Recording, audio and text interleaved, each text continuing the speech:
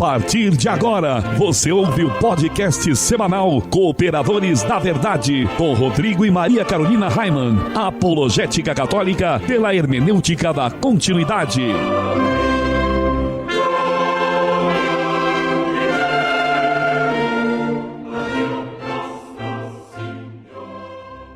Olá, amigo ouvinte, paz e bem, aqui quem vos fala é o professor Raimann. Estamos começando mais um podcast semanal, Cooperadores da Verdade, apologética católica pela hermenêutica da continuidade. Aqui se fala a verdade, custe o que custar, doa a quem doer. E o cooperador de hoje, que temos a graça de receber pela primeira vez aqui nos estúdios Joseph Ratzinger, é meu grande amigo e reacionário fascista de extrema-direita, Leonardo Fragas.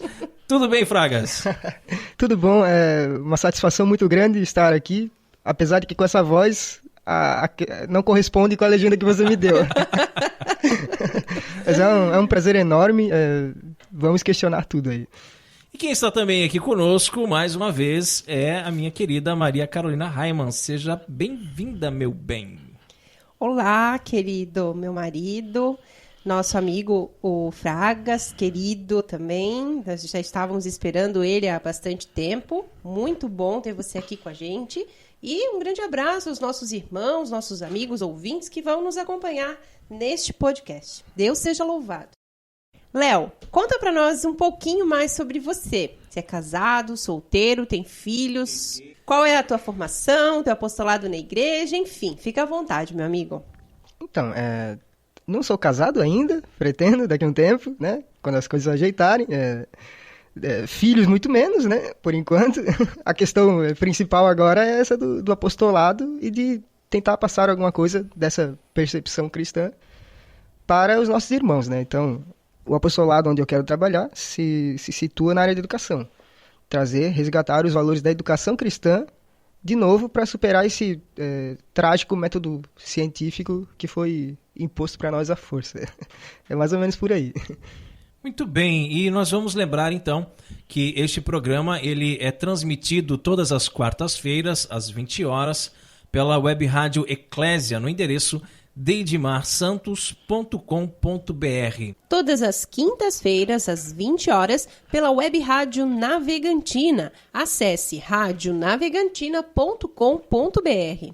Todas as sextas-feiras, às 20 horas, pela web rádio Cristo Jovem, no endereço cristojovem.caster.fm.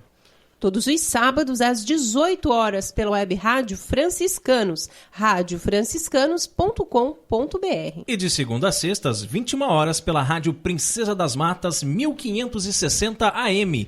E pela internet no site valeagoraweb.com.br. E eu quero mandar um grande abraço para todo o povo de Alagoas, cidade de Viçosa e região, que tem acompanhado o nosso programa, sabia, Fragas? São mais de 100 mil ouvintes na Rádio Princesa das Matas. Poxa, que legal, hein? Estamos reunidos em nome do Pai, do Filho e do Espírito Santo. Amém. A graça e a paz de nosso Senhor Jesus Cristo, o amor do Pai e a força do Espírito Santo estejam sempre conosco. Bendito seja Deus que nos reuniu no amor de Cristo. Pater noster qui es in celis, sanctificetur nomen tuum.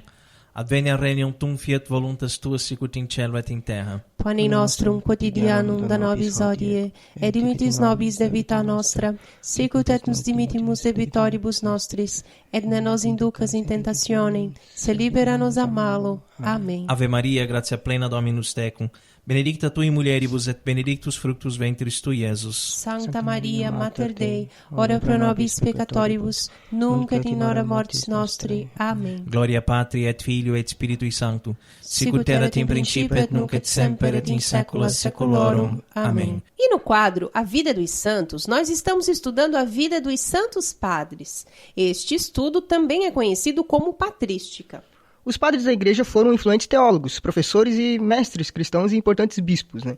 Seus trabalhos acadêmicos foram utilizados como precedentes doutrinários nos séculos subsequentes. Os padres da igreja são classificados entre o século II e VII. E no último programa, nós falamos de Eusébio de Cesareia. A vida dos santos. Fragas, quem foi o santo escolhido para o programa de hoje? O padre da igreja escolhido para o programa de hoje foi o São Gregório de Nissa. Conta para o povo então, Carol, um pouquinho sobre a vida de São Gregório.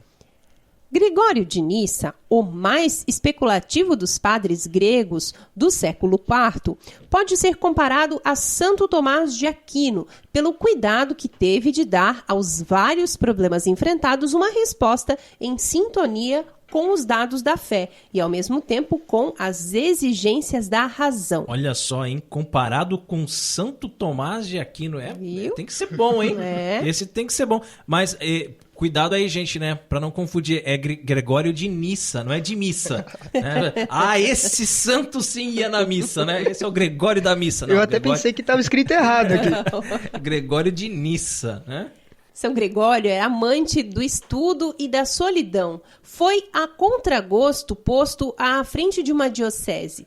Sua bondade e falta de senso prático foi julgada muitas vezes como ingenuidade, ou pior, foi até acusado de desperdiçar os bens da igreja. Até quando a gente fala aqui que ele foi amante do estudo e da solidão, eu me lembro do Fragas, né? Amante do estudo e da solidão por opção delas, né? Por opção delas, né? Já que não tenho o que fazer, eu vou estudar. Vou estudar, né? Vou fazer como Olavo, né? Vou estudar. Um dia esse estudo vai servir para alguma coisa, né? São Gregório foi deposto e mandado ao exílio no ano de 376. 2 anos depois, foi reconhecida a sua inocência e consideradas sem fundamento as acusações feitas pelos arianos. Olha, logo quem, né? Logo quem? Logo os arianos que acusaram ele, né? Voltou, então, entre as aclamações do seu povo e reassumiu a diocese. Naqueles dias, morria o seu irmão, São Basílio, bispo de Cesareia. Gregório preferira a cultura clássica do tempo, um misto de platonismo, aristotelismo e estoicismo, enquanto Basílio escolhera a vida ascética. Gregório casou-se e, depois de ter ensinado alguns anos, abandonou tudo, inclusive a mulher, e seguiu o irmão e amigo na solidão das margens do rio Íris. Dedicou-se ao estudo das obras de Orígenes e Metódio de Olimpo, que nós já falamos aqui, inclusive, né? São frutos desses estudos livros tais como Sobre a Virgindade. Logo, Basílio foi escolhido como arcebispo de Cesareia. São Basílio conseguiu para ambos o mesmo tipo de trabalho pastoral. São Gregório, depois do incidente do exílio, cresceu muito no conceito de todo o mundo. Era quase levado à força para estabelecer a paz entre igrejas orientais, frequentemente em discórdias por questões doutrinais ou administrativas. Ele teve vários encargos, até da parte do imperador de Constantinopla. No ano de 381, participou do concílio, convocado por Teodósio. Os padres conciliares, por causa de sua profunda doutrina, apelidaram-no de Coluna da Ortodoxia. Em 394, compareceu a outro sínodo de Constantinopla e é a última notícia que temos dele. São Gregório de Nissa, rogai por nós. A palavra escrita de Deus. O Senhor esteja conosco. E Ele está no meio de nós. Proclamação do Evangelho de Jesus Cristo segundo João. Glória a vós, Senhor. Naquele tempo, Jesus apareceu de novo aos discípulos à beira do mar de Tiberíades. A aparição foi assim. Estavam juntos Simão Pedro, Tomé, chamado Dídimo, Natanael, de Caná da Galileia, os filhos de Zebedeu e outros 2 discípulos de Jesus. Simão Pedro disse a eles: Eu vou pescar. Eles disseram: Também vamos contigo. Saíram e entraram na barca, mas não pescaram nada naquela noite. Já tinha amanhecido e Jesus estava de pé na margem, mas os discípulos não sabiam que era Jesus. Então Jesus disse: Moços, tendes alguma coisa para comer? Responderam: Não. Jesus disse-lhes: Lançai a rede à direita da barca e achareis. Lançaram, pois, a rede e não conseguiam puxá-la para fora, por causa da quantidade de peixes. Então, o discípulo a quem Jesus amava disse a Pedro: "É o Senhor." Simão Pedro, ouvindo dizer que era o Senhor, vestiu sua roupa, pois estava nu, e atirou-se ao mar. Os outros discípulos vieram com a barca arrastando a rede com os peixes. Na verdade, não estavam longe da terra, mas somente a cerca de 100 metros. Logo que pisaram a terra, viram brasas acesas com peixe em cima e pão. Jesus disse-lhes: "Trazei alguns dos peixes que apanhastes." Então, Simão Pedro subiu ao barco e arrastou a rede para a terra. Estava cheia de 153 grandes peixes, e apesar de tantos peixes, a rede não se rompeu. Jesus disse-lhes: "Vinde comer." Nenhum dos discípulos se atrevia a perguntar quem era ele, pois sabiam que era o Senhor. Jesus aproximou-se, tomou o pão e distribuiu-o por eles, e fez a mesma coisa com o peixe. Palavra da salvação. Glória a vós, Senhor. Ressuscitado dos mortos, Jesus cumpre hoje a promessa feita há alguns dias às santas mulheres de que precederia seus irmãos na Galileia, encontrando-se com eles às margens do mar de Tiberíades. O Senhor permanece de pé em terra seca, enquanto a barca de Pedro, símbolo típico da Igreja Católica, se lança mar adentro a fim de recolher os peixes que o Mestre deseja. Este distanciamento que ele mantém hoje do barco de seus discípulos possui, de acordo com diversos autores espirituais, um sentido profundamente místico. Antes de ser glorificado, com efeito, Jesus pregava às multidões da barca de Simão e, com sua presença visível, deixava claro a todos que era ele, a cabeça da igreja, então nascente. Agora, depois de ter padecido e ressurgido dentre os mortos, Jesus assiste seus fiéis desde a terra firme do céu, de onde ele, sentado à direita do Pai, reina e governa todas as coisas. Que interessante, né? Bem bacana essa analogia, né? Muito bacana. De que Jesus, enquanto verbo encarnado, estava junto com os apóstolos e ele liderava a igreja. E depois de ressuscitado, então, do céu, ele olha pela igreja, mas quem lidera é Pedro, né? Que é o Papa. Ora, ainda que não o possamos ver com os olhos de carne, sabemos pela fé que ele nos ajuda e auxilia a todo instante. Torna, por sua divina virtude, frutuoso o nosso pobre e pequeno esforço apostólico. Alimenta-nos, enfim, com seu próprio corpo e sangue, penhor da vida que, com sua morte, nos foi conquistada. Confiantes, pois, de que ele permanece sempre às margens, assistindo-nos e auxiliando-nos, roguemos-lhe hoje que faça eficaz o nosso apostolado e dê-nos pescar os peixes que ele mesmo, segundo seu desejo, nos for indicando. Como Simão Pedro, joguemos-nos no mar de sua graça e, limpos pelo sacramento da penitência, aproximemo-nos cada dia mais da terra firme da salvação eterna. E a gente se vai pensando aqui a respeito desse texto, né? Tem tantas coisas, é uma profundidade tão grande, né? São tantas coisas assim maravilhosas que a gente poderia tirar para o nosso dia a dia, né? Para a nossa vida. Essa questão que nós estávamos falando agora há pouco, né? De Jesus do céu olhar pela igreja, ele não abandonou a igreja, ele não deixou assim, agora vocês façam o que vocês quiserem. Partiria para um deísmo, né? De que Deus não interfere mais na vida das pessoas. Mas não, ele está ali interferindo. E ele interfere tanto que ele diz até qual é a direção que deve jogar a rede, né? E se Jesus, agora eu vou provocar o Fragas aqui, se Jesus disse, jogue a rede à direita, né? É porque não é pra gente seguir pela esquerda, né, Fragas? Que pela esquerda o negócio não dá certo, né? A mesma coisa, seguindo essa analogia de que ele nos dá os caminhos corretos, a própria tradição apostólica seria um espelho, por exemplo, do modelo de educação das pessoas, que é o que a gente vai falar daqui a pouco. Sim. Que a igreja deu o modelo para isso, né? Tudo deveria ser feito daquela forma ali e depois se rompeu e etc e tal. Como muitos dos valores judaicos cristãos têm se rompido cada vez mais, e a gente está vivendo, esse ano mesmo, de 2017, às vezes parece que é um pesadelo. Tantas coisas assim absurdas que estão acontecendo na nossa sociedade, né? Mas essa belíssima reflexão sobre essa passagem do Evangelho que nós lemos aqui, ela pode ser encontrada no site do reverendíssimo Padre Paulo Ricardo, o nosso mestre em opressão. Leonardo, qual é o conselho de Padre Pio para nós no programa de hoje? Tenhamos sempre horror ao pecado mortal e nunca deixemos de caminhar na estrada da santa eternidade. Orando com Padre Pio. O número 1849 do Catecismo da Igreja Católica define o pecado como sendo uma falta contra a razão, a verdade, a consciência reta. É uma falta ao amor verdadeiro para com Deus e para com o próximo, por causa de um apego perverso a certos bens. Fere a natureza do homem e ofende a solidariedade humana.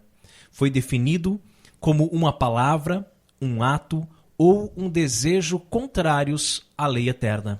O catecismo ainda classifica os pecados de acordo com a gravidade, em venial e mortal. Mas hoje nós queremos falar do pecado mortal. O pecado mortal requer pleno conhecimento e pleno consentimento, diz o catecismo. Então quer dizer que se a pessoa ela peca, mas ela não sabia que era pecado, não é considerado pecado mortal. Não é considerado, exatamente. Só vai ser considerado a partir do momento que ela tem consciência. Ela sabe que aquilo é pecado e mesmo assim ela faz. É isso mesmo, é o que o catecismo diz. O pecado mortal, ele requer pleno conhecimento e consentimento. Quer dizer, mesmo sabendo que é pecado, a pessoa vai lá e faz. E continua fazendo, e vai fazer, e não quer parar de fazer. E Ou seja, é preciso muito esforço. Né? Tem que se esforçar para ir pelo caminho do pecado. E a gente consegue, né? Mesmo assim, mesmo assim. Ele pressupõe o conhecimento do caráter pecaminoso do ato, de sua oposição à lei de Deus, e envolve também um consentimento suficientemente deliberado para ser uma escolha pessoal. A ignorância afetada e o endurecimento do coração não diminuem, antes aumentam, na verdade, o caráter voluntário do pecado. Não podemos estar unidos a Deus se não fizermos livremente a opção de amá-lo. É por isso que a gente acaba dizendo que quando a pessoa está em pecado mortal, ela está em inimizade com Deus. Muita gente não consegue entender esse termo. Não, como eu, inimigo de Deus? Não sou inimigo de Deus. É sim, né? Quando você opta por pecar, você está fazendo um ato deliberado, você quer realmente, você está rompendo a sua amizade com Deus. É a mesma coisa, por exemplo, quando você tem o seu filho e o seu filho ele te desobedece. Você falou, faça isso, ele vai lá e faz o contrário. Né? Por quê? Porque ele tomou aquela posição, ele escolheu. Não, o meu pai falou, a minha mãe falou para fazer isso. Mas não é isso que eu quero. Eu vou fazer o que eu desejo, vou fazer o que é a minha vontade. Então ele está rompendo a amizade com o pai, rompendo a amizade com a mãe, está escolhendo o seu caminho, está escolhendo o que ele quer fazer. E é assim somos nós quando pecamos. Nós sabemos que é pecado e mesmo assim nós escolhemos fazer aquilo. Então nós estamos escolhendo a inimizade de Deus. Mas não podemos amar a Deus se pecarmos gravemente contra Ele, como o Raimundo falou, né? Contra nosso próximo ou contra nós mesmos. Aquele que não ama permanece na morte. Todo aquele que odeia o seu irmão é homicida. E sabeis que nenhum homicida tem a vida eterna permanecendo nele. Nosso Senhor adverte-nos de que seremos separados dele se deixarmos de ir ao encontro das necessidades graves dos pobres e dos pequenos que são seus irmãos. Morrer em pecado mortal sem ter se arrependido dele e sem acolher o amor misericordioso de Deus significa ficar separado do Todo-Poderoso para sempre, por nossa própria e livre opção. Então, a pessoa decide, né, como a gente falou ali antes, ficar separado de Deus, né? É o que acontece com os nossos irmãos, por exemplo, em segunda união. Né? Uhum. Então eles decidem, eles optam por aquela vida, acreditam que são felizes, enfim, e quando morrem, imagina, estão separados da graça de Deus. Não, exatamente. Né? A Carol deu o exemplo da segunda união, mas a gente podia citar tantas outras coisas, como o homossexualismo, né, por exemplo. Então a pessoa diz, não, mas o que importa é ser feliz. Né? E aí vive junto com um homem junto com outro homem, uma mulher junto com outra mulher, enfim, e estão separados da amizade com Deus. E se morrerem assim, vão ficar separados eternamente. É isso que nós chamamos de inferno. Aí, às vezes, as pessoas dizem, mas Deus manda alguém pro inferno? Não, Deus não manda ninguém pro inferno. Você Deus não se tá manda. lá com uma pranchetinha com o nome das pessoas e dizendo assim, você vai pro inferno, você vai pro céu. É a pessoa que escolheu durante essa vida o inferno. Ela escolheu. É a mesma coisa que eu falo Livremente. enquanto síndica aqui, né? O pessoal às vezes vem reclamar que ganhou uma multa. A síndica me multou. Não, querido. Você mesmo se Você multou, né? mesmo que, né? Não foi? Você infringiu o regimento, você sabe a regra do condomínio, você, né? Vai ganhar uma multa porque você fez o... Né? Não, a Carol hoje estacionou em local que tinha que colocar lá aquele papelzinho lá. Quanto que custa? R$1, R$1,50? R$1,50. Ai, que ódio, Raimundo. Você vai me lembrar disso agora. Mas aí ela preferiu não pagar o negócio lá. Quando voltou, tinha recebido uma multa de 7 e pouco, né? E ficou com raiva, ficou brava, ligou pra mim aqui chorando e tal. Porque, estou muito nervosa. Tá, mas você escolheu isso. Né? Fiz você escolheu, errado. você poderia ter feito de outra forma. Eu paguei justamente pelo meu erro, né? E assim que funciona na questão do pecado, né? Então, que Deus nos livre, né? De morrermos em pecado grave, né? Por isso que a gente sempre fala aqui em casa, nós vamos crescendo de fé em fé, de confissão em confissão, de indulgência em indulgência, né? Então, se a gente se confessa toda semana, é porque realmente a gente peca muito. Não é porque a gente é santo, não. Vocês são tão santinhos, vivem se confessando. Não, é o contrário. A gente peca, por isso a gente vai lá e se confessa, a gente se arrepende e se confessa. A gente tem que buscar sempre se reconciliar com Deus e com a sua igreja o mais rápido possível. E essa frase aqui, né, agora eu estava lembrando ali que o Fragas leu pra gente, que a gente fica separado, né, de Deus para sempre por nossa própria e livre opção. E aí a gente lembra do evangelho que a gente leu agora no quadro passado, né, que Deus está sempre olhando por nós, né? Sempre nos instruindo, sempre querendo nos dar sinais, e a gente escuta ele ou não, né? Exatamente. Então, que nós possamos, assim, por nossa própria e livre opção, ouvir a voz de Deus, ouvir os ensinamentos dele e permanecer sempre no caminho correto, né?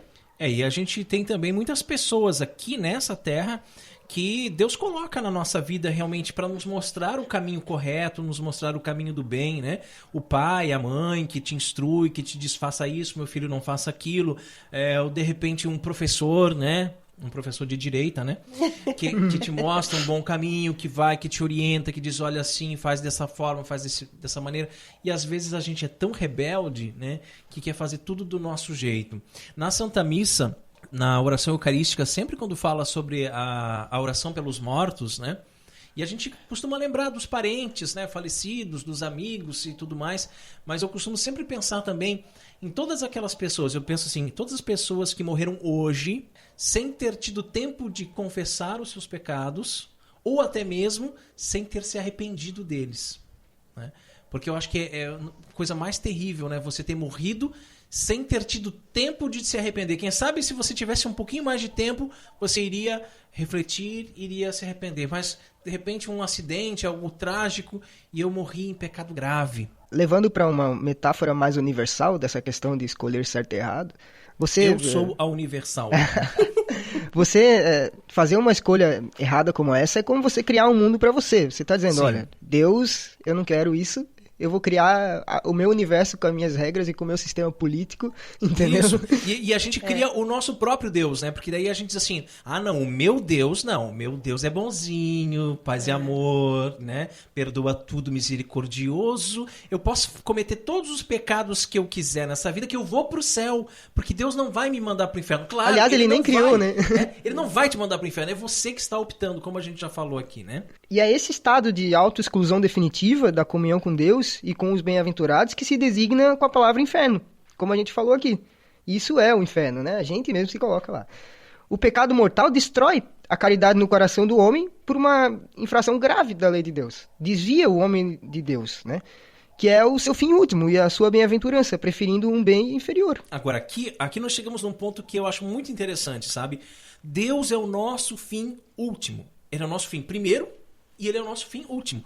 Ele é o nosso objetivo, né? O que nós estamos fazendo aqui, gente? Nós queremos o céu, nós queremos ir para o céu. E às vezes a gente se preocupa com tantas outras coisas que são aqui bens inferiores. Tantas outras coisinhas bobas. Eu tô preocupado com isso, eu não tô dormindo direito por causa daquilo. Gente, se preocupe em ir para o céu, né? Então é isso, Deus é o nosso fim último. E agora, gente, que nós já conhecemos um pouco sobre o pecado mortal, podemos entender melhor essa frase de Padre Pio. Então a gente deu voltas e voltas e voltas para chegar aqui na frase de Padre Pio. Tenhamos sempre horror ao pecado mortal. E nunca deixemos de caminhar na estrada da santa eternidade. Devemos odiar o pecado. Devemos nos horrorizar apenas pela possibilidade de pensar em pecar gravemente, pois o pecado mortal nos afasta de Deus e nos tira do caminho. Devemos caminhar, sim, na estrada da santa eternidade e não da condenação eterna.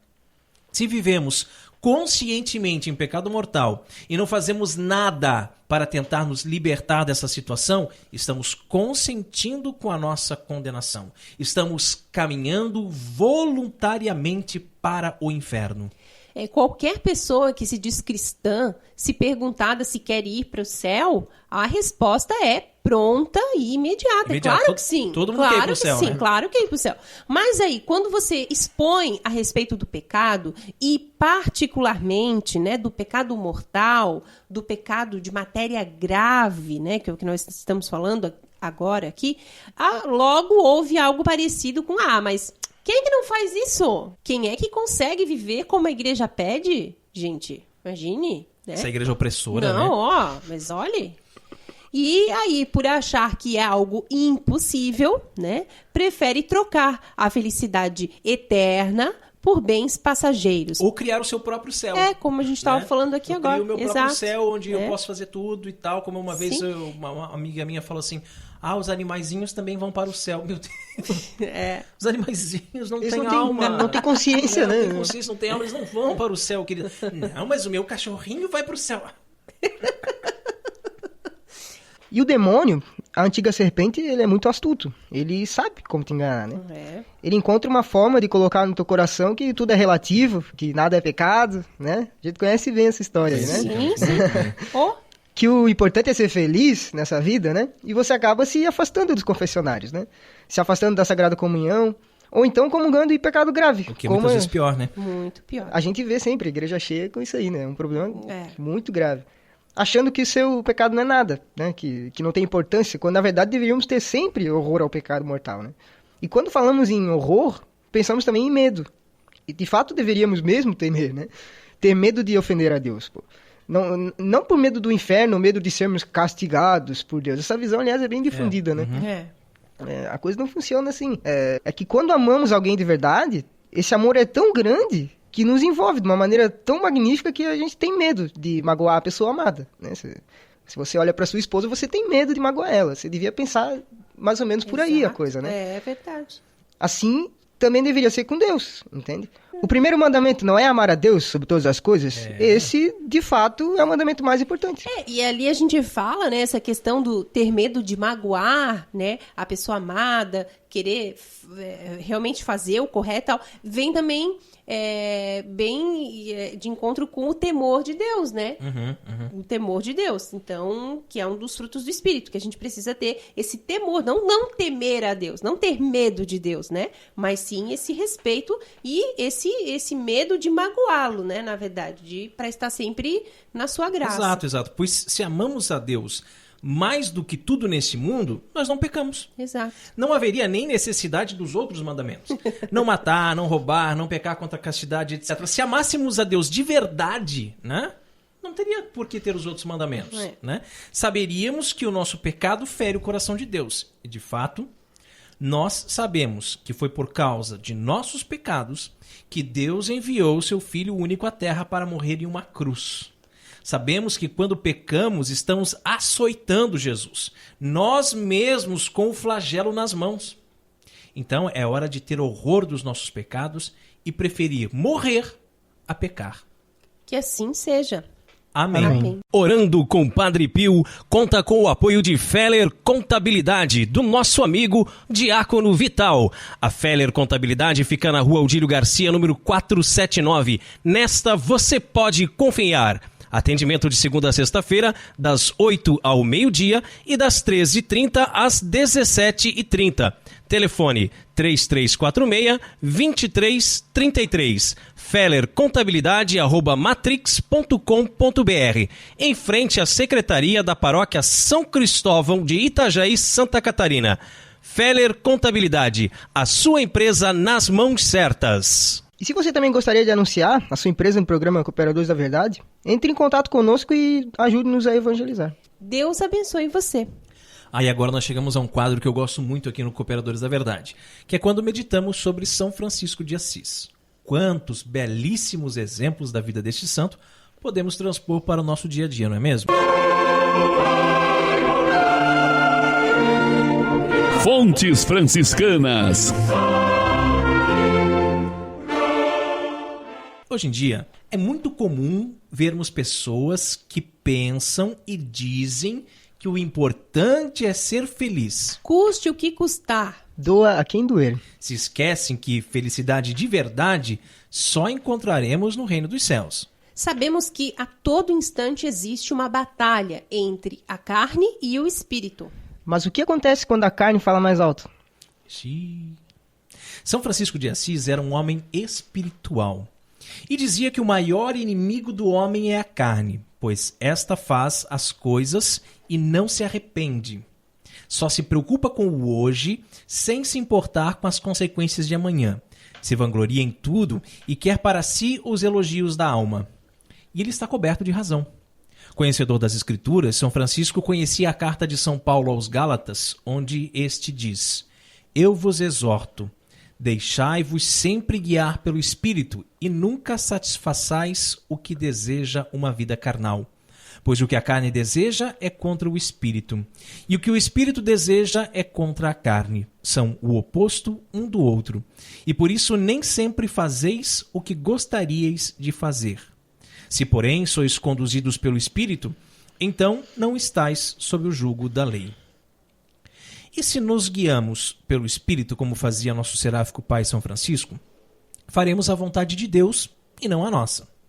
Quando no Pai Nosso dizemos, seja feita a vossa vontade assim na terra como no céu, estamos aderindo à vontade de Deus para que sempre e em todas as coisas possamos agir como seres espirituais. Mas quando a carne fala mais alto, ela quer sempre se satisfazer. Ela quer sempre ser mais importante do que as leis de Deus. E por isso vivemos uma batalha interior, como se a carne e o espírito estivessem sempre lutando entre si. E às vezes a carne vence, né? Infelizmente. E deixamos de fazer aquilo que gostaríamos, ou seja, aquilo que impele o nosso espírito, né? Para fazer aquilo que nós não gostaríamos, ou seja, aquilo que é apenas concupiscência carnal. E isso é tão nítido, né? Eu não sei quanto a vocês, assim, mas eu sinto, assim, às vezes tem semanas, né, que a gente tá tão propensa ao mal, assim, tão propensa a se deixar levar pelas questões da carne mesmo, até mesmo no trânsito, como a gente vinha, né, no caminho pra cá falando, assim, até mesmo no trânsito, você querer passar na frente de todo mundo, não dar a vez e xingar as pessoas, né? Eu tenho uma batalha muito, muito grande, assim, dentro de mim, assim. É bem nítido para mim essa questão. São Paulo continua a mesma carta dizendo que são bem conhecidas as obras da carne: imoralidade sexual, impureza, devassidão, idolatria, feitiçaria, inimizades, contenda, ciúmes, iras, intrigas, discórdias, facções, invejas, bebedeiras, orgias e outras coisas semelhantes. Comunismo. Comunismo também, viu? Eu vos previno, como, aliás, já o fiz. Os que praticam essas coisas não herdarão o reino de Deus, e nem quem vota no PT. O fruto do Espírito, porém, é amor, alegria, paz, paciência, amabilidade, bondade, lealdade, mansidão, domínio próprio. Contra estas coisas não existe lei. Os que pertencem a Jesus Cristo crucificaram a carne com suas paixões e seus desejos. Se vivemos pelo Espírito, procedamos também de acordo com o Espírito. Agora, esse pequeno trechinho da carta de São Paulo, ele renderia vários e vários programas. Se a gente pegasse cada uma dessas palavrinhas aqui, imoralidade sexual, é um tema aqui para a gente falar aqui 2 horas, né? Impureza, devassidão, idolatria, feitiçaria, inimizades, contenda, cada uma dessas palavrinhas aqui gera assim, olha, a gente não tem tempo para falar sobre tudo hoje, né? Mas no final ele fecha dizendo aqui sobre o domínio próprio. Quem tem domínio sobre si mesmo, né, consegue viver para o Espírito. Então, contra essas coisas não existe lei, né? Essas coisas, o amor, a alegria, a paz, a paciência. Contra aquele que tem domínio de si próprio não existe lei, né? Você consegue dominar todos esses seus instintos carnais, que são praticamente instintos animais, né? Porque geralmente quando a gente fala em obras da carne, a pessoa já relaciona só com sexo, né? Mas tem tantas outras coisas, tantas outras coisas em que às vezes, como a Carol falou, xingar no trânsito, né? Ou repetir aquele prato, né? Por gula, você não está mais com fome, mas tá tão gostoso, deixa eu comer mais um pouco. Você está cedendo a carne, né? E aí o espírito fica ali escondidinho, né? A gente tem que deixar com que o espírito fale mais alto. A gente tem que viver de acordo com o Espírito. Então fica claro para nós o que é proveniente da carne e o que é proveniente do Espírito. E aqueles que praticam as obras da carne não herdarão o reino de Deus, e que, pelo contrário, os que vivem pelo Espírito estão salvos, pois não há lei contra isso, já que é sabido que pertencem a Jesus Cristo, e assim sendo crucificaram a carne com suas paixões e desejos, como fez São Francisco. E Frei Francisco vai além disso, quando diz que um pecador pode jejuar, rezar, chorar e até castigar o próprio corpo e mesmo assim não ser de Deus. E recordando o Papa Francisco, na missa na Casa Santa Marta, no dia 2 de setembro de 2014, disse que você pode ter 5 diplomas em teologia e não ter o Espírito de Deus. Ou seja, não basta ser inteligente, não basta usar de todos os recursos humanos se não agirmos de acordo com a vontade de Deus. E para isso precisamos estar abertos ao Espírito Santo. Pois, do contrário, passaremos a fazer justamente o que a nossa carne quer, nos vangloriar de nós mesmos. Idolatrar a gente mesmo. Querer dos outros o reconhecimento por seus estudos, por suas vigílias, por suas orações, sem deixar nada para a alma. Que assim seja. Amém. Amém. Fontes Franciscanas conta com o apoio da Livraria Católica Auxílio dos Cristãos. Artigos religiosos. A Livraria Auxílio dos Cristãos fica na Praça Governador Irineu Bornhausen, centro de Itajaí, no estacionamento da Igreja Matriz do Santíssimo Sacramento. Calendários, bíblias, livros, artigos litúrgicos, camisetas, cartões, presépios, crucifixos, imagens sacras, CDs, DVDs e muito mais. Telefone 3349-0692. 3349-0692. Livraria Auxílio dos Cristãos. 21 anos de tradição. Chegamos ao quadro mais gostoso aqui do programa Cooperadores da Verdade, onde nós apreciamos o pão líquido, porque não somos puritanos e sabemos valorizar o sabor que os monges cervejeiros nos deixaram como legado. Bem na hora mesmo, pois eu não aguentava mais de sede. Catolicismo e cerveja. Oremos. Abençoai, Senhor, esta criatura cerveja, que da riqueza do grão vos dignastes produzir, para que seja remédio salutar ao gênero humano. Concedei ainda, pela invocação do vosso santo nome, que quem quer que dela beba, receba de vós a saúde do corpo e a tutela da alma. Por Cristo nosso Senhor. Amém. E a cerveja de hoje é uma Eisenbahn 5 anos. É o trem das 5. A Amberle Lager é uma variação da Viena Lager, desenvolvida por Anton Dreher. Pouco depois de o fermento da Lager ser isolado pela primeira vez, praticamente extinta em sua região de origem, o estilo continuou no México, para onde foi levado por Santiago Graf e outros cervejeiros austríacos no final do século XIX. Posteriormente, cervejeiros americanos descobriram o estilo e adicionaram o processo de dry hopping, passando a chamá-la de Amber Lager. A Eisenbahn 5 foi criada para comemorar os 5 anos da cervejaria. É produzida com a técnica de dry hopping, ou seja, leva uma segunda adição de lúpulos aromáticos durante a maturação. Com isso, o aroma de lúpulo fica bem mais intenso e o adocicado do malte é agradavelmente equilibrado. Apresenta coloração acobreada e predominam os sabores de malte, caramelo, pão e lúpulo. É uma das cervejas mais lupuladas do Brasil. Copo indicado, Caldeireta. Mas você viu? É uma das cervejas mais lupuladas do Brasil. E hoje em homenagem ao nosso querido amigo Fragas. Bom, essa cerveja, então, como já foi dito aqui, né? É do tipo Amber Lager, da família Lager. O grau alcoólico dela é 5,4%. Tem 4 tipos de malte nessa receita. A temperatura ideal de serviço é entre 4 e 6 graus. Lembrando sempre, né, gente, que esse negócio que o brasileiro tem de dizer uma cerveja estupidamente gelada, isso não existe, tomar uma cerveja estupidamente gelada, né? Porque você não consegue identificar o sabor quando está muito gelado. Então, essa aqui é entre 4 e 6 graus. E a versão aqui, então, como já falei, long neck, é 355 ml. Harmoniza com grelhados, carne de porco e hambúrguer. Entendeu, fome agora? Eu tô com fome. Entre os queijos, combina com os azuis, como Roquefort, Stilton e Gorgonzola. Mas, gente, nós viemos aqui para beber ou para conversar? Os dois, né? Ein Prosit. Der Gemütlichkeit. Que cheiro delicioso dessa cerveja, gente. Sim, e a cor, né? Uma cor vermelha, assim, um acobreado. Muito linda. Gostei dessa dica do copo, Rodrigo. Vou aplicar. E é muito saborosa. Eu conheci essa cerveja durante a Oktoberfest. Sim. Né? Então, durante a Oktoberfest, eu vi, 5... Esse número 5, o que significa? Já me chamou a atenção de longe, o número 5.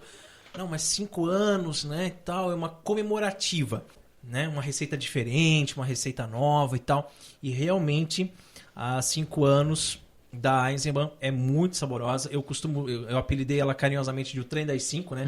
Porque o Eisenbahn é o trem, né? A ferrovia. Então eu chego lá na Oktoberfest, eu sempre peço, me dá um trem das 5. Os caras já entenderam o que é. Mas olha, é muito gostosa mesmo, gente. Uma delícia, uma delícia. E se você produz cervejas artesanais e gostaria de ter a sua cerveja degustada aqui no programa Cooperadores da Verdade, é só entrar em contato conosco. Catolicismo e Cerveja conta com o apoio da Beer House Cervejas Especiais. Empório especializado em cervejas nacionais e importadas, com agradável espaço para degustação e inúmeras opções para presentes. Produtos para harmonização, copos, taças, kits e cestas e, é claro, muita cerveja. Aberto ao público de segunda a sexta, das 15 às 23 horas e aos sábados, das 10 às 22 horas. A nossa missão é trazer o universo cervejeiro cada vez mais próximo dos apreciadores dessa bebida inigualável. A Beer House está situada à Avenida Coronel Marcos Conder, número 950, Sala Térrea, Centro, Itajaí, Santa Catarina. beerhousemkt@gmail.com. Fone 3045-5821. Beer House, a primeira casa cervejeira de Itajaí. E no quadro mais polêmico do nosso programa, hoje vamos falar sobre a ruptura humanista que deixou a escolástica para trás. A hora da treta. Conhecereis a verdade e a verdade vos libertará. Houve coisas acontecendo antes do hoje e do ontem.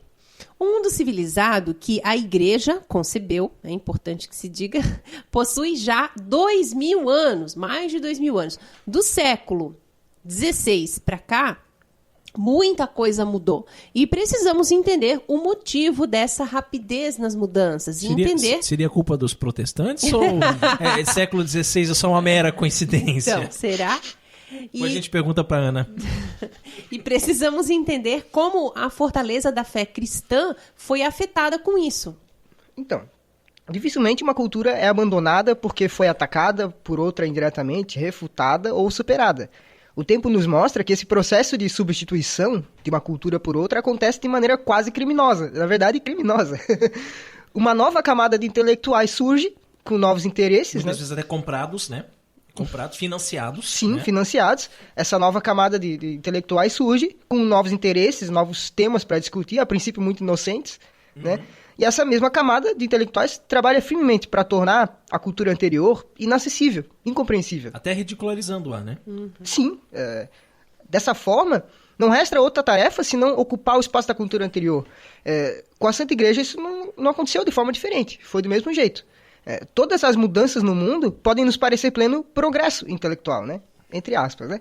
Afinal, supostamente, quanto mais o tempo passa, mais a humanidade se aperfeiçoa, se liberta, né? A triste realidade é que as coisas muito raramente aconteceram assim. Nós falamos agora há pouco que este ano mesmo está sendo terrível, está sendo um pesadelo, está acontecendo coisas assim do Arco da Velha. 60 anos em 6.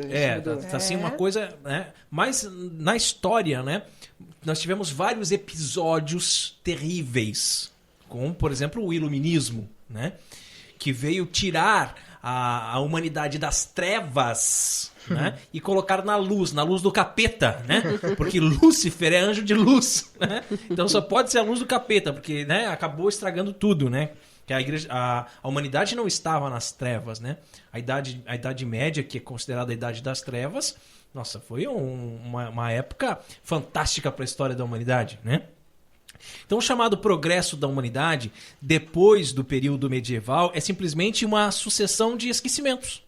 Substitui-se uma cultura por outra, e quanto mais rápido ideias novas vão ocupando o espaço de ideias antigas, mais difícil fica a perspectiva de julgamento delas mesmas. Em outras palavras, a nova cultura, entre aspas, que chega, não presta contas à cultura anterior. Corta-se o laço com o passado. E no mesmo ritmo em que tudo é substituído por uma nova perspectiva, a cultura anterior é propositalmente simplificada através de estereótipos, né? Meras caricaturas, quase que folclóricas. E isso eu acho o pior, né? Por deboche, exato, né? Exato. Um exemplo disso é o sistema de educação liberal, que durante a era medieval formou os mais impecáveis gênios, doutores da Santa Igreja. A educação liberal é um tesouro da humanidade que foi derrubado. Ironicamente, depois da queda, veio o filho rebelde do mundo, a descrença. Quantos hoje podem responder o que é a verdade? Nós aqui estamos nessa luta, né? Tanto tempo, cooperadores da verdade, cooperadores. Não somos a verdade, não somos os donos da verdade, mas queremos cooperar com a verdade, acabar com o relativismo. A verdade existe, embora você não queira aceitá-la, mas ela existe. Certamente seu filho não aprende isso na escola. Em vez disso, fica aprisionado 5 horas por dia, olhando impacientemente para as paredes, enquanto pensa em sua bandinha favorita. Se fizéssemos essa mesma pergunta em uma sala de educação clássica, lá pelo século XV, qualquer aluno, mais humilde e pequeno de todos, saberia responder. A verdade é a conformidade com a realidade. Se você possui um filho desraigado da igreja, talvez tenhamos encontrado pelo menos um dos motivos. Seu filho não conheceu as artes liberais e está incapaz de conhecer a verdade. Um dos mais mencionados, responsáveis pela derrota empregada às 7 artes liberais, foi o tcheco Jan Amos Comenius, um pastor protestante, ironicamente, né, da Igreja Moraviana. Coincidência. Não, super, pra você ver, né? Como pedagogo, o Comenius é o pai do ensino moderno, que todos os filhos e filhas da gente recebem, né, na escola pública. Sim. Sua proposta educacional, apresentada na obra Magna Didactica, advertia em seu início de sua calorosa e presunçosa pretensão de ser maior do que os santos padres e doutores.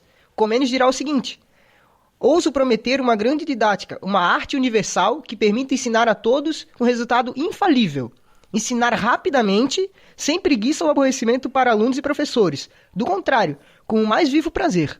Darei um ensino sólido, sobretudo não superficial ou formal, o qual conduz os alunos à verdadeira ciência, aos modos gentis e à generosidade de coração. Enfim, eu demonstro tudo isso a priori, com base na natureza das coisas. Assim como de uma nascente correm os pequenos riachos que vão unir-se no fim com um único rio. Assim também estabeleci uma técnica universal que permite fundar escolas universais. Coitado, não? Aí, quando o Fragas falou ali, escolas públicas, eu só quero retomar aqui e dizer, não são só públicas, né? Uhum. As particulares também, e infelizmente as escolas ditas católicas também. Isso é só um detalhezinho que justamente essas escolas seguem um método de ensino que vem do próprio governo, né? Isso, então, exato. é um modelinho ali, né? Principalmente num país como o nosso, em que o Estado é inflado, né? Se nós tivéssemos o Estado mínimo, o Estado não influenciaria na educação, né? E aí as escolas teriam mais liberdade de optar por qual metodologia, qual sistema de ensino iriam utilizar. E justamente como a gente vinha falando, né, essa questão desse modelo vem justamente de uma ruptura, né? Então já é uma coisa assim de você ficar se questionando, né? Já vem assim de... mais uma vez, assim, tudo é jogado pelo ralo e iniciado de novo, né? Comênios ignorando 15 séculos, né, de esforços para se criar uma educação voltada para a verdade, comete o maior crime pedagógico que o mundo verá até o fim dos tempos. Esse crime afetou todos nós. E afeta até hoje os seus filhos, os nossos filhos e familiares. Sejamos sinceros, caros irmãos, não parece uma ideia ingênua e otimista demais? Esse discurso dele? Claro né? que sim. Então, Comênios, com sua nova forma de educar, entre aspas, queria formar gênios sem esforço ou renúncia pessoal. Existe Pelo isso? amor de Deus! Por Onde, né? amor de Deus! Gente! Na cabeça dele, simplesmente, ele era uma pessoa maior que todo mundo e, nossa, eu concebi um método universal aqui de educar. Eu concebi. Eita Deus! Eu concebi. E no fim das contas formou histéricos, desvairados, analfabetos funcionais e descrentes. O conjunto de artes liberais, jogado no ralo pelos filósofos humanistas e por Comênios, enquanto corpo didático escolar, tem origem em Alexandria no século II. Durante todo o período medieval da história, o conjunto das artes liberais foi o currículo que precedia a universidade. Foi concebido pela Igreja Católica, a princípio de forma humilde e muito singela, para catequizar os pagãos recém-convertidos. Com o tempo, esse currículo escolar foi aprimorado e tornou-se uma referência na formação de intelectuais, tanto dentro da Igreja quanto fora dela. Santo Tomás de Aquino, grande Santo Tomás de Aquino, Santo Agostinho de Hipona, grande Santo Agostinho, e até mesmo Shakespeare, estudaram pelo método de ensino clássico do trivium e do quadrivium. E o Fragas chegou aqui, né, todo ostentando o trivium, né? Todo ostentando ali. Depois eu vou fazer ali as recomendações sobre os livros e tal. Eu só queria fazer um adendo, porque o Rodrigo falou agora sobre os grandes santos que se formaram dentro do método clássico de estudos. E eu queria fazer uma pergunta para os ouvintes. Quantos gênios eles conhecem formados no método Paulo Freire? Pra gente fazer a comparação, entendeu? Você pegando pesado, Isso não Fraga. se faz, cara. Isso não se faz. Que maldade. Ah, opressor você. Sabe? Que maldade. Peraí, já continuo. O estudante das artes liberais iniciava aos 14 anos de idade. Né? Parece um período meio tardio, né? Mas é porque antes disso ele estava aprendendo a ler ainda, né? Aos 14 anos ele iniciava estudando lógica, gramática e retórica, né? Essas três primeiras faculdades, aqui faculdades é bom lembrar que não é uma faculdade, são princípios, como hoje, né? Concebida, sim. E a gente entende que não existe necessidade nenhuma, cara, de você colocar uma criança com 4 anos de idade na escola. Uhum. E o governo quer colocar cada vez mais cedo. E por mais tempo. E por né? mais tempo. E por mais tempo. E para deixar quanto mais tempo longe da sua família, melhor, né? Não seja educado pelo pai, não seja educado pela mãe, não tenha os conceitos judaicos cristãos, enfim, que ele seja realmente assim catequizado pelo Estado. Deixa que a gente cuida do seu filho. O Estado exatamente. é bonzinho e ele vai fazer isso pra você, entendeu? Aí vem lei da palmada, vem uma série de coisas, né? Você não pode, eu posso. Exatamente. Essas três primeiras faculdades ou princípios compõem o trivium, né? Que vem do número 3, por serem esses 3 ferramentais. Essa era a preparação para que depois se aventurasse nos estudos do quadrivium, né? De 4 faculdades: aritmética, música, geometria e astronomia. Lembrando que aqui música não é estudar música, de tocar violão, nem nada disso. Essa música que se fala no quadrivium é a teoria do número. É a música aplicada à matemática, entendeu? A educação liberal se guiava na etimologia da palavra comunicação, a unicidade entre agente e receptor. Se eu, professor, no caso Raimann, né, digo algo e meu aluno não ouve, ou por negligência ou desinteresse, não é educação. entendeu? Pode se chamar porcamente de ensino ou de prisão, cárcere, jaula, etc. Nossos filhos costumam chamar de colégio, né? Isso aí. Que opressor. Que treta, hein, Fragas?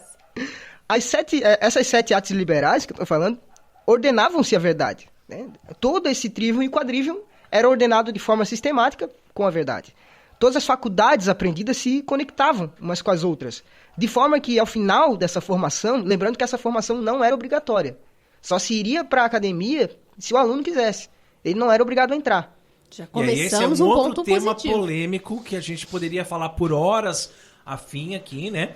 Sobre essa questão da obrigatoriedade. Sim. E eu, enquanto professor, esse ano não estou lecionando, mas sempre falo para os meus alunos que o ideal seria que não fosse obrigado a vir para a escola. Por que você está aqui? Porque eu sou obrigado. Bem, gente, então vai para casa. Conversa lá com seu pai, com a sua mãe lá e fala que você não quer vir mais. Ah, mas o governo obriga, né? Porque você tem que colocar o seu filho na escola, é obrigatório. Gente, isso aí começa já a estragar tudo. É. O fato de ser obrigatório. Ah, mas se não for obrigatório, ninguém vai vir. Um dia vai despertar a consciência naquele ser humaninho e ele vai dizer assim, não, agora eu preciso aprender. Agora eu preciso buscar a escola. Só que, claro, que enquanto continuar sendo essa escola, esse modelo que nós temos aqui, ninguém vai querer mesmo. Agora, se nós retomarmos, né, os modelos que a igreja nos deixou, aí sim, a pessoa vai ter a vontade de dizer, não, eu vou para a escola, eu quero aprender, eu vou para lá porque lá eu me sinto bem, né? Enquanto estivermos nesse modelo que nós temos hoje. A grande educadora liberal, irmã Miriam Joseph, dirá que as artes liberais ensinam como viver. Elas treinam uma pessoa a erguer-se acima de seu ambiente natural para viver uma vida intelectual e racional e, portanto, a viver uma vida conquistando a verdade. Olha que bonito isso. Eu adoro essa situação. Nossa, muito. Mas os supostos sábios, né, durante o esforço de derrubar a educação liberal e conceber uma educação sem preguiça e aborrecimento, né? Sem preguiça e aborrecimento, sem esforço. Eles esqueceram, né, propositalmente, que nossa alma só repousa na verdade. E aí eu ousaria dizer aqui, né, que essa verdade é uma pessoa. Jesus Cristo. Um exemplo claro dessa ruptura é a matéria de ensino religioso dentro das escolas, né? Hoje, no currículo escolar, não sei, agora talvez foi retirado, o Rodrigo pode me confirmar, mas durante muito tempo teve a matéria de ensino religioso. Isso é um paradoxo. O ensino religioso, ele é obrigatório, a escola tem que oferecer, mas é facultativo ao aluno. O aluno pode dizer que ele não quer frequentar aquela aula. Mas como os pais não têm esse conhecimento, no dia da matrícula, só no dia da matrícula, depois já é tarde demais para voltar atrás. No dia da matrícula dizer, eu não quero que meu filho faça ensino religioso, então eles matriculam e aí é obrigatório, aí tem que fazer. Tá? O ponto é que você colocar isso numa matéria separada já mostra a precipitação do calendário escolar, porque como as artes liberais aqui que eu estou falando, elas se achegam à verdade. E o que é essa verdade no fim e no conjunto da coisa? É Deus. Sim. Entende? Desde o início, a criancinha com 14 anos, ela vai aprender Aristóteles. Ela vai aprender o que Aristóteles falava sobre matéria e forma. Então ela sabe que a matéria é o corpo e forma é a alma. E a alma cede a uma coisa e a matéria a outra. Isso com 14 anos. Bom, e a gente sempre costuma citar aqui, né, a fonte do texto, então hoje não será diferente, né? O texto é de autoria do Leonardo Fragas. Muito obrigado, né, por essa contribuição com o programa. Muito inteligente esse teu texto. Gostei muito desde o início, assim, que você me apresentou ele. É um tema bem importante para a gente debater, para a gente discutir e para estar sempre em pautas nas nossas conversas, no nosso dia a dia, né? Muito bem, e chegamos ao fim de mais um programa Cooperadores da Verdade. Venha você também ser um cooperador. Muito obrigado a você que nos acompanhou nesse podcast. Ajude a divulgar compartilhando nas redes sociais. Bom, foi um prazer estar aqui. Espero... Foi todo nosso. Foi nosso, sim. Espero voltar aqui para falar mais sobre outros temas. Com certeza. Estou sempre disponível para vocês. Muito legal, Fragas. Muito obrigada, viu, por ter, né, vindo somar aqui com o nosso programa. É justamente essa proposta, né, dos cooperadores da verdade, que todos possamos cooperar com a verdade. E muito obrigada também, meu marido, Raiman, e a todos vocês que nos ouviram, né? Salve Maria! Obrigado, Léo. Obrigado, Carol. Deus abençoe a todos. Paz e bem. Você ouviu Cooperadores da Verdade, com Rodrigo e Maria Carolina Raiman, apologética católica pela hermenêutica da continuidade.